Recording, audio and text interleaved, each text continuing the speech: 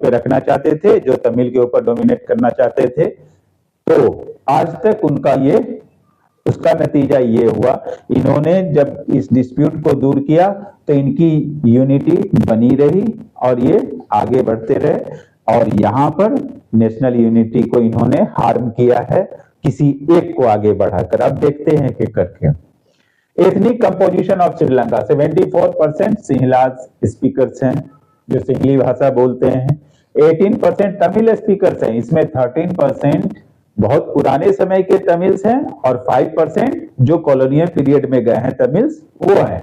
बाकी के 7% क्रिश्चियंस हैं जो कि दोनों ही लैंग्वेज बोलते हैं, चाहे वो तमिल हो या सिंहलीज हो। ऐसा ही मुस्लिम्स का भी है, बस ये है कि ये डॉट डॉट वाला एरिया मुस्लिम यहाँ रहते हैं, ये तमिल्स का है, और ये जो व्हाइट पूरा एरिया है ये सिंहलाज का है।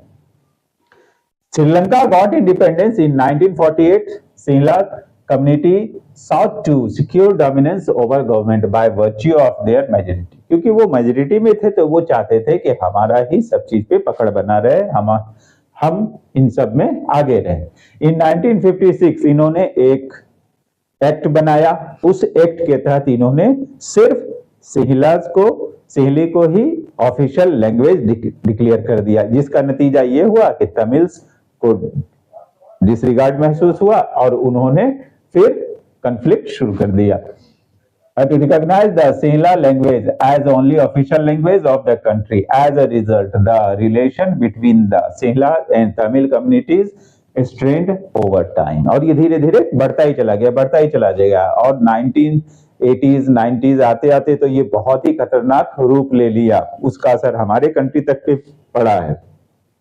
हमने देखा कि किस तरह से बेल्जियम ने, उनके यहाँ पे डिस्प्यूट हुआ लैंग्वेज का, लेकिन उसने बड़ी खूबसूरती से उन्होंने इसको सॉल्व कर दिया। लेकिन श्रीलंका में जब ये हुआ डिस्प्यूट तो इन्होंने किस तरह से इसको सॉल्व किया, आप वो देख लेते हैं।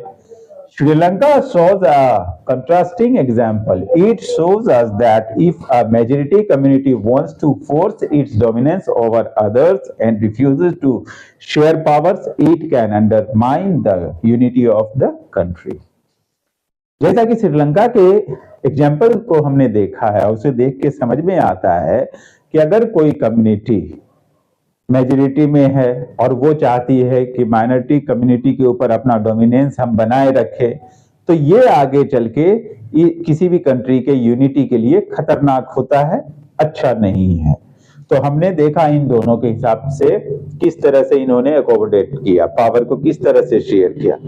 अब हमारे बीच सवाल आता है कि पावर शेयरिंग क्यों जरूरी है, पावर